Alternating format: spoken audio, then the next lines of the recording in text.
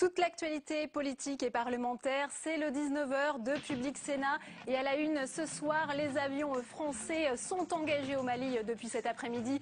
Confirmation ce soir du chef de l'État. François Hollande a répondu à l'appel à l'aide du président malien. L'offensive vers le sud des groupes armés islamistes a brusquement fait évoluer la position de la France sur ce dossier. Décryptage des enjeux d'une intervention au Mali avec notre invité ce soir, André Bourgeot, chercheur au CNRS et spécialiste du Mali. Y aura-t-il enfin un accord entre patronat et syndicats alors que se tient encore en ce moment même la réunion de la dernière chance au MEDEF? La situation semble toujours bloquée et pourtant le patronat a lâché du lest sur le principal point d'achoppement, la taxation des contrats courts. Marseille, capitale européenne de la culture, lancement demain des festivités. Pendant un an, la cité phocéenne va accueillir une centaine de manifestations culturelles autour du thème de la Méditerranée. L'occasion pour la ville de redorer son blason après les derniers règlements de compte qui ont terni l'image de Marseille. Bonsoir à tous. François Hollande vient de confirmer l'engagement des forces armées françaises au Mali. Le Parlement sera saisi dès lundi du dossier malien. Je vous propose tout de suite d'écouter le chef de l'État. Il vient tout juste de préciser les contours de cette intervention militaire. Mesdames, Messieurs, le Mali fait face à une agression d'éléments terroristes venant du Nord, dont le monde entier sait désormais la brutalité et le fanatisme. Il en va donc aujourd'hui de l'existence même de cet État ami, le Mali, de la sécurité de sa population et celle également de nos ressortissants. Ils sont 6 000 là-bas. J'ai donc, au nom de la France, répondu à la demande d'aide du président du Mali, appuyé par les pays africains de l'Ouest.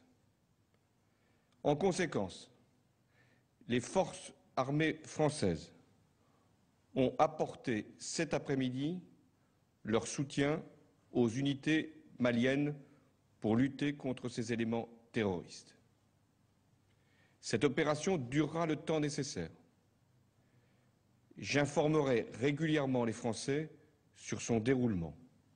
Les ministres concernés, celui des Affaires étrangères, en liaison avec les Nations Unies, car nous intervenons dans le cadre de la légalité internationale, comme le ministre de la Défense, donneront également toutes les informations utiles à la population. Enfin, le Parlement sera saisi dès lundi. Les terroristes doivent savoir que la France sera toujours là lorsqu'il s'agit non pas de ses intérêts fondamentaux, mais des droits d'une population, celle du Mali, qui veut vivre libre et dans la démocratie. Merci. C'est donc l'offensive des islamistes radicaux vers le sud du pays qui a brusquement fait évoluer la position française sur ce dossier.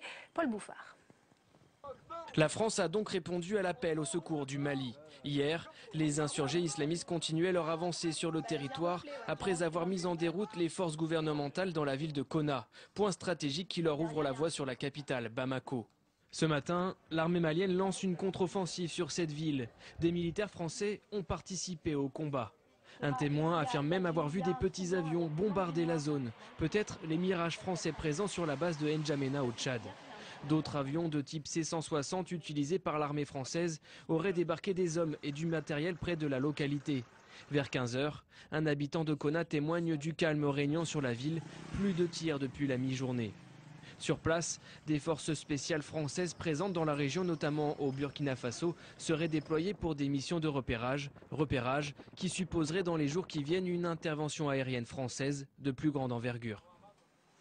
Et le président malien Diokounda Traoré, président par intérim, qui est donc attendu mercredi prochain à Paris pour rencontrer son homologue français. Alors nous accueillons sur ce plateau André Bourgeot. Merci d'être avec nous. Vous êtes chercheur au CNRS et spécialiste du Mali. Alors cette intervention a pris de court la communauté internationale. Comment expliquer un tel revirement dans ce dossier? On a évoqué l'offensive d'hier vers le sud du pays des groupes armés. À mon avis, il y a deux tournants. Le premier tournant, c'est révélateur d'une stratégie des groupes armés djihadistes qui avaient pour objectif une extension de leur présence et probablement en tant qu'objectif ultime la prise de Sévaré, puisque Sévaré est un aéroport international. Ça veut dire qu'effectivement, s'ils étaient susceptibles de prendre Sévaré, ils contrôlaient deux aéroports stratégiques, à savoir celui de Thessalite, près de la frontière algéro-malienne, et celui de Sévaré, ce qui aurait été pour eux une victoire. Face à cet objectif et face aussi au fait que l'armée malienne aurait été défaite à Konan et puis à Douentza, il y a eu une réplique immédiate de la part de l'autorité française qui avait été sollicitée par le professeur Dioncounda Traoré, le président de la République. Ça a précipité l'intervention française qui quand même change complètement de nature. Il y a un saut qualitatif qui a été franchi puisque jusqu'à aujourd'hui, jusqu'à la déclaration du président Hollande, la France avait promis une intervention de type logistique et aussi une présence de militaires français destinés... La France n'avait pas d'autre choix que d'intervenir militairement? Apparemment, la décision qui a été prise, de mon point de vue, a probablement été prise un peu dans la précipitation parce qu'il semblerait, et c'est inconditionnel, que l'armée malienne aurait reconquis Douentza et Konan. Donc si effectivement cette information est vraie, ça change quand même la donne. Ça veut dire qu'il n'y a plus du tout les mêmes menaces sur Sévaré. Si effectivement c'est vrai, c'est ce que j'ai lu en tout cas, il n'y a aucune raison de croire que ce n'est pas vrai. Parce que ça renverrait au fait que l'armée malienne a reconnu l'erreur qu'elle aurait commise avec Konan en se départissant de Konan pour aller libérer Douentza. Visiblement, l'armée malienne avait besoin des forces internationales pour s'en sortir face à ces groupes armés. Elle ne pouvait pas contenir elle seule les rebelles. Tout à fait. Mais maintenant, il va y avoir les conséquences politiques d'une intervention militaire directe française. Parce qu'il y a toute une partie de la population malienne qui est sur des bases un peu patriotiques et nationalistes, qui ont toujours défendu la nécessité et l'opportunité pour l'armée malienne, que ce soit l'armée malienne qui procède à la reconquête du Nord. Or, si on a besoin de l'armée française pour reconquérir le Nord, ça risque de réenclencher aussi des sentiments, pour certains pro-français, mais aussi pour d'autres, sentiments anti-français. Parce que l'armée malienne fait sa démonstration. C'est une opération donc, qui s'annonce délicate, d'autant qu'il y a donc la présence d'otages français au Mali. François Hollande a dit que l'opération durera le temps qu'il faudra. Combien de temps cela peut prendre? Ça, c'est difficile à dire, le temps... Mais il y a d'autres conséquences aussi à envisager. On peut très bien envisager l'hypothèse suivante, c'est qu'il y ait des attentats, soit à Bamako, des attentats de type kamikaze, soit à Bamako, soit à Niamey, soit aux deux, et éventuellement aussi à Paris, comme ça a été le cas en 1985. Donc cette situation, elle va créer de nouvelles pratiques politiques de type terroriste. Et c'est un peu ce qui est à craindre. D'une part, d'autre part... en danger supplémentaire les otages qui sont sur place? C'était la menace. Probablement, mais est-ce que les djihadistes ont intérêt à sacrifier les otages? Parce que c'est quand même des marchandises, ça rapporte beaucoup d'argent. Donc ils sont encore dans des situations où on peut négocier la présence des otages. Dans cette nouvelle configuration qui renvoie à la présence des militaires français. On sait qu'il y a 6000 ressortissants français au Mali. On vient d'apprendre, l'état d'urgence a été décrété. Ils sont en danger ce soir? Il semblerait que les autorités diplomatiques françaises à Bamako aient demandé aux ressortissants français de regagner la patrie française, le territoire français, compte tenu du fait. Sauf cas particulier si leur présence est nécessaire à Bamako. Ça a été un peu la même décision qui a été prise à Niamey lorsque les deux jeunes Français avaient été pris en otage. Donc c'est une mesure de sécurité qui peut parfaitement se comprendre. Alors, vous qui connaissez bien le Mali, comment peut se dérouler cette intervention militaire? On sait que Laurent Fabius va en préciser les contours d'ici quelques instants. On sait que ce sont des troupes européennes et françaises qui sont déjà intervenues à la frontière entre le nord et le sud. Oui, il faudrait savoir aussi quantitativement combien de militaires, des dizaines, des centaines, etc., parce que ça serait une information importante. Mais il y a un autre aspect de la question, quelle va être la réaction de l'Algérie face à la présence de militaires pays limitrophes, au pays nord, limitrophes, et dont on connaît que les relations franco-algériennes ne sont pas toujours très bonnes d'une part, et que d'autre part, l'Algérie, jusqu'au bout, défendait la position de négociation, c'est-à-dire la tendance, disons, pacifiste, entre guillemets, au détriment d'une intervention militaire.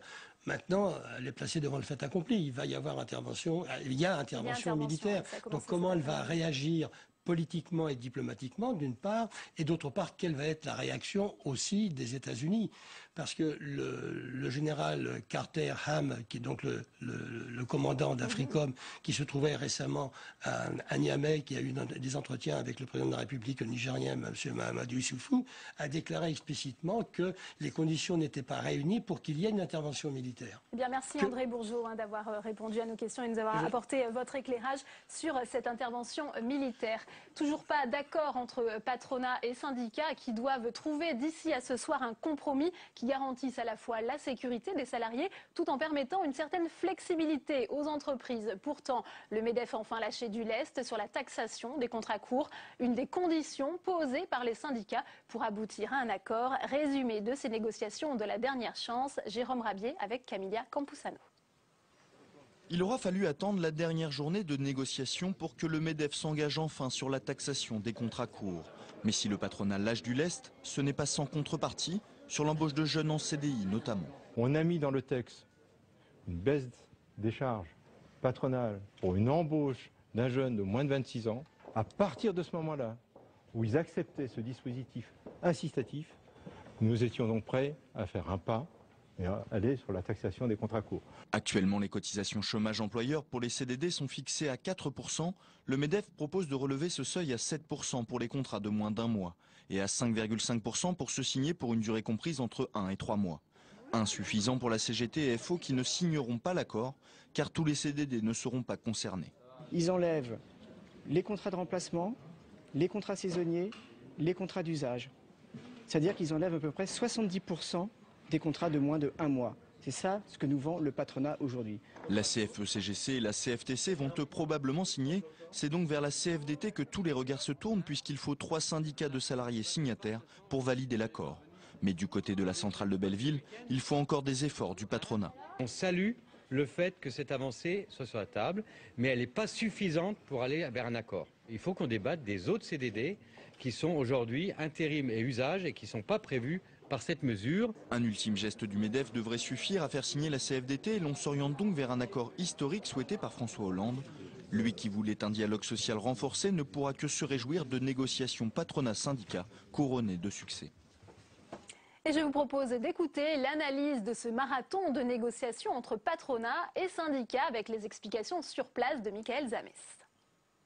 Ça passe ou ça casse. Ça passe, tout le monde pourra en tirer les lauriers, à commencer par les syndicats qui vont donner une nouvelle image réformatrice. François Hollande pourra clamer haut et fort qu'il a obtenu cet accord à l'arraché, accord historique, même si les syndicats parlent, eux, d'accord à minima. Deuxième hypothèse, ça casse, tout le monde y perd, à commencer là aussi par les syndicats qui montrent encore une fois que rien n'est possible de modifier et que rien ne peut être touché en France. François Hollande également qui va perdre en crédibilité et qui ne pourra pas afficher cette grande réforme du quinquennat qu'il appelle de ses voeux, qui aura pris beaucoup de plomb dans l'aile. Même si le président l'a souvent répété, le gouvernement prendra ses responsabilités. La loi sera annoncée avant le début mars à l'Assemblée et au Sénat. Des amendements venus de l'aile gauche seront présentés à l'Assemblée et au Sénat, bien sûr. On imagine que ce n'était pas du tout le scénario envisagé par le couple exécutif.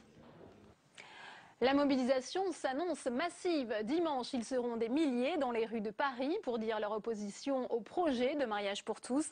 La manifestation devrait rassembler au-delà du monde catholique. Des organisations évangéliques et musulmanes seront également présentes, tandis que les partis de droite, sous la pression de leurs militants, viendront aussi grossir les rangs des manifestants. Comment s'organisent les opposants? Voyez ce reportage à Bordeaux et à Vannes. Fabrice Cunet.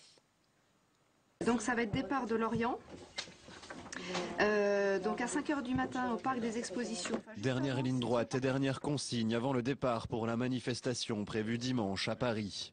Depuis le Morbihan, ce sont près de 21 cars qui rejoindront le cortège. Et le rythme des chèques de réservation se serait accéléré ces derniers jours dans les locaux de la permanence à Vannes. Un standard téléphonique qui était complètement éclaté depuis quelques jours, dans la mesure où les gens, depuis le 1er janvier, ont appelé et s'inscrivent vraiment très très nombreux. Il reste aujourd'hui sur le TGV 2 strapontins qui se sont libérés. Plus au sud, il faut s'occuper des réservations de trains comme ici à Bordeaux. Et là encore, la mobilisation serait au rendez-vous. Les banderoles des précédentes manifestations contre le mariage pour tous sont ressorties. La somme de tous les manifestants qui ont marché le 17 novembre et le 8 décembre, c'est plusieurs centaines de milliers de personnes. Donc voilà, il faut qu'on arrive au moins à ces chiffres-là. À Paris, les anti-mariage pour tous pourront compter sur la présence de nombreuses personnalités politiques de droite. De Christine Boutin à Jean-François Copé, ils seront plusieurs à se joindre au cortège.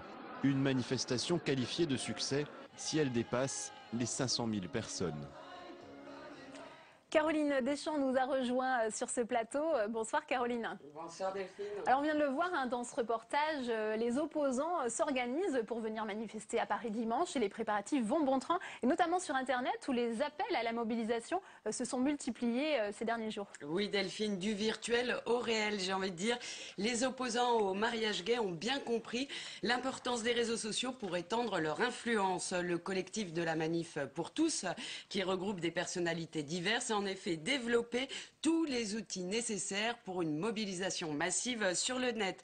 Une page Facebook très complète avec la possibilité en un clic d'inviter, je cite, tous ses potes Facebook, un compte Twitter bien sûr, et même un live pour rendre compte de la manif en temps réel.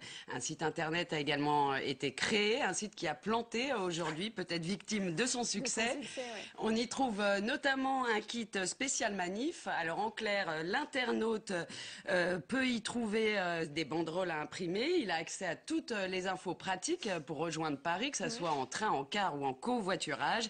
Il peut s'acheter un t-shirt avec logo et surtout, il a accès, Delphine, à des argumentaires tout prêts et des conseils pour la manif, comme par exemple ne pas marcher sur les trottoirs mais sous la chaussée, sous peine de ne pas être comptabilisé par la préfecture de police. Et en cas d'irruption des Femmes, vous savez, ces militantes féministes qui défilent seins nus, la consigne, je cite, « Déshabillez-vous pour entamer un dialogue équitable avec les petites femmes nues et offrez-leur vos manteaux ». L'objectif, c'est de donner une image positive des participants, éviter les débordements.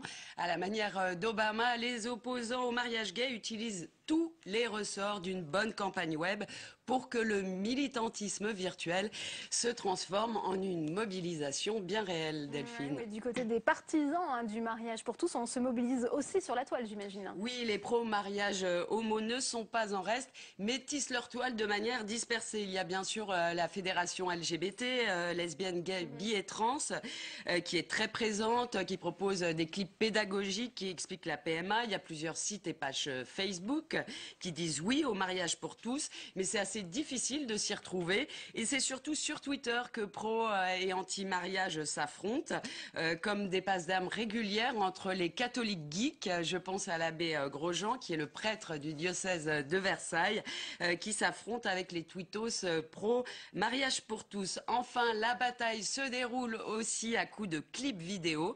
Le PS va mettre en ligne demain un clip sur son site internet. Et puis le Nouvel Obs a aussi publié de son côté une vidéo qui rassemble des artistes et des intellectuels favorables au mariage gay, intitulée « Oui, je le veux ». Regardez un extrait.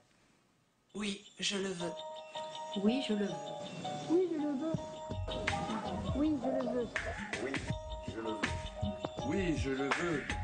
Oui, je le veux. Oui, je le veux. Je le veux. Oui, je le veux. Oui, je le veux. La manif, Delphine, sera donc à scruter sur le terrain, mais vous l'avez compris aussi sur le web. Merci beaucoup Caroline. Alors que l'Agence européenne du médicament affirme aujourd'hui que les femmes prenant une pilule de 3e génération n'ont aucune raison de l'arrêter, la ministre de la Santé, Marisol Touraine, entend de son côté limiter la prescription de ces pilules, accusée d'augmenter le risque de thrombose veineuse chez la femme. On l'écoute. Je demande également à l'Agence nationale de la sécurité du médicament de saisir les instances européennes d'une demande de restriction de l'autorisation de mise sur le marché de ces pilules de 3e, 4e génération.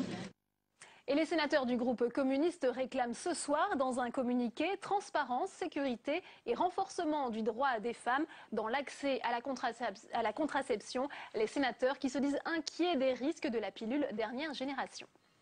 Coup d'envoi samedi de Marseille, capitale européenne de la culture, une opération qui va, selon la ministre de la Culture Aurélie Filippetti, changer l'image de cette ville. Pendant une année, la cité phocéenne va accueillir une centaine d'expositions et de performances programmées dans toute la région autour du thème de la Méditerranée. Cécile Sixou.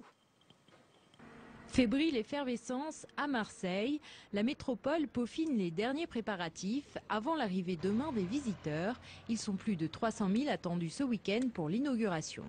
Art contemporain dans les rues, cirque, spectacles, expositions, plus de 400 manifestations placées sous le signe de la culture euro-méditerranéenne sont prévues tout au long de l'année. Au total, la ville a investi plus d'1 milliard d'euros. Réussir la fête d'ouverture, c'est donner des gages que le reste de l'année est parti sur une bonne voie. Voilà, je ne dis pas que c'est un gage de réussite, mais quand même ça y contribue. En devenant capitale européenne, la cité phocéenne espère bien changer de visage. L'événement pourrait redorer son image ternie par les règlements de compte, les affaires de corruption et une prison délabrée. Mais pas seulement, il lui permettrait aussi de rattraper un retard culturel vieux de 30 ans. Exemple avec cette façade en trompe-l'œil de la Chambre de commerce et d'industrie ou encore avec ce cube noir Arésie à l'entrée du Vieux-Port qui accueille le MUCEM, le musée des civilisations de l'Europe et de la Méditerranée. Un bel exemple de savoir-faire architectural français. Je le dis à chaque fois, mais on a des architectes excellents en France.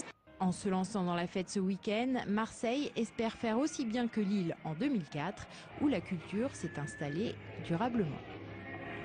Et puis on reste à Marseille avec cette information en bref. Jean-Noël Guérini, président PS du Conseil général et sénateur PS des Bouches-du-Rhône, ne participera pas aux cérémonies d'ouverture de Marseille-Provence 2013 et pour cause, il a été opéré cet après-midi en urgence d'une péritonite. Après 3 semaines de suspension des travaux parlementaires, les sénateurs vont reprendre le chemin de l'hémicycle la semaine prochaine avec un ordre du jour particulièrement chargé car ils vont devoir se pencher sur la réforme électorale.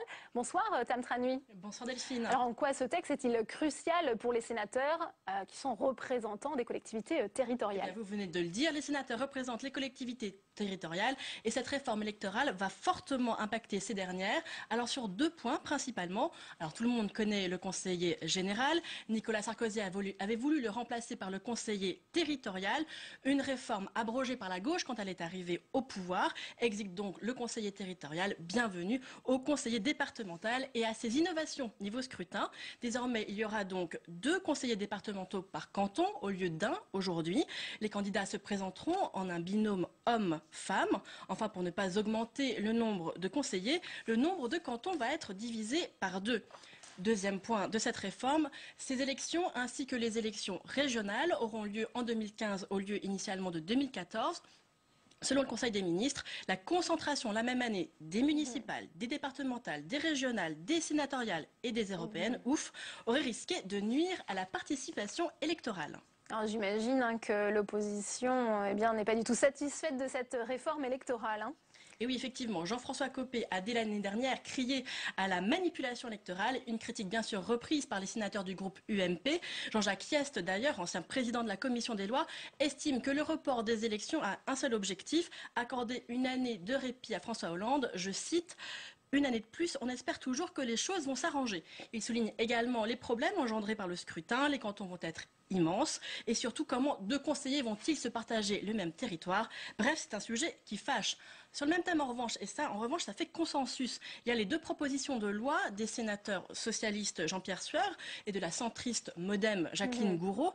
2 propositions de loi qui s'inscrivent dans le prolongement des états généraux de la démocratie territoriale. L'un des textes renforce le statut de l'élu, qui est une fonction et non un métier.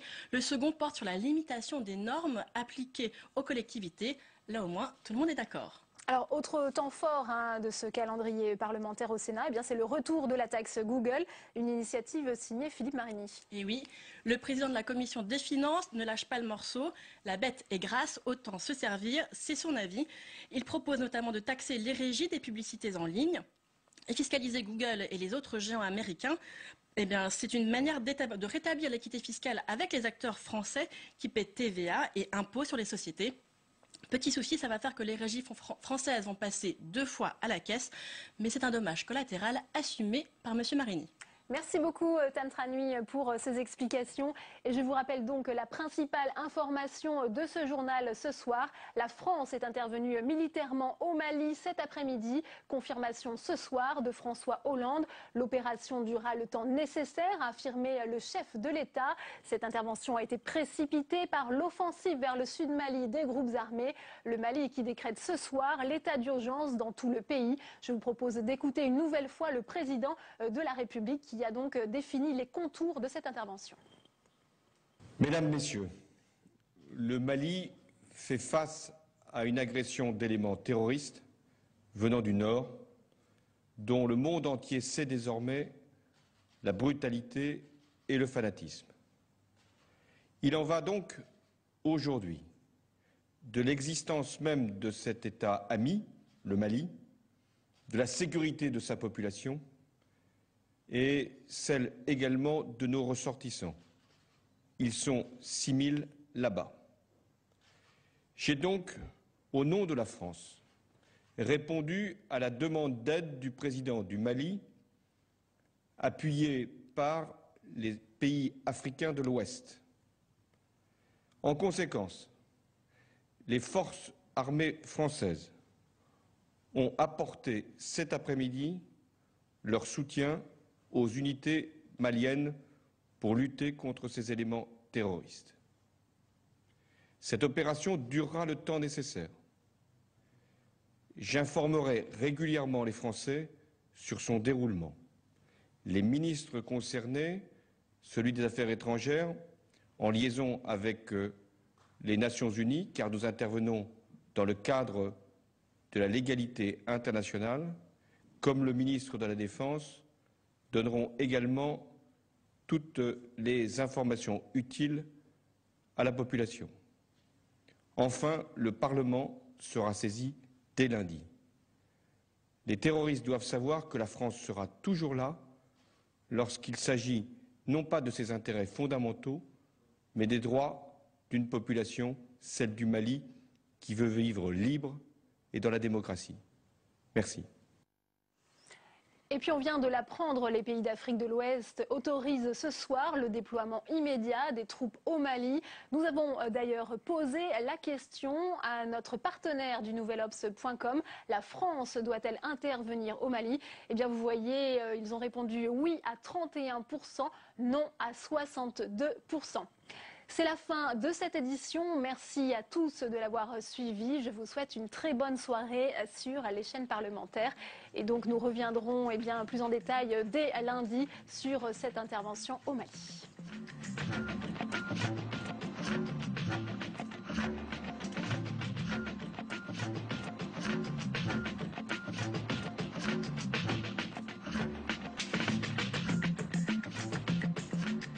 C'est vrai que je ne m'exhibe pas. Je reste moi-même, c'est ma force. Ce que vous voyez ici, c'est ce que je suis. Je n'aime pas les honneurs, les protocoles, les palais. Je revendique une simplicité qui n'est pas une retenue, mais la marque de l'authentique autorité. Ça, c'était François Hollande vu par lui-même. Mais qui est vraiment cet homme qui a conquis le pouvoir sur le thème de la normalité? Est-il si simple que ça? Se montre-t-il vraiment en permanence tel qu'il est? Et que nous disent sur lui ses premiers mois à l'Élysée? Cette semaine, nous déshabillons en tout bien, tout honneur, le moi et le surmoi du locataire de l'Élysée. Déshabillons-les, présenté par Hélène Risser, demain à 23h45 sur Public Sénat.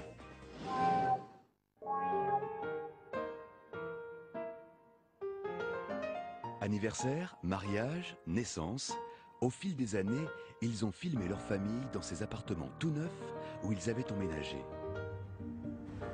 On se retrouvait tous à démarrer ensemble dans cette nouvelle cité. C'était dans l'Essonne, et cela avait le parfum du bonheur. Nous sommes arrivés donc dans la tour en 1973, elle n'était pas encore totalement habitée. Et on n'avait pas du tout l'impression de vivre dans un immeuble insalubre ou dans un quartier pourri. Ils ont filmé les grands ensembles. Samedi à 15h15 sur Public Sénat. Se renseigner sur les programmes. Voir ou revoir les émissions. suivre le fil d'information politique et parlementaire. Pour vivre la politique en temps réel, connectez-vous et réagissez sur publicsénat.fr.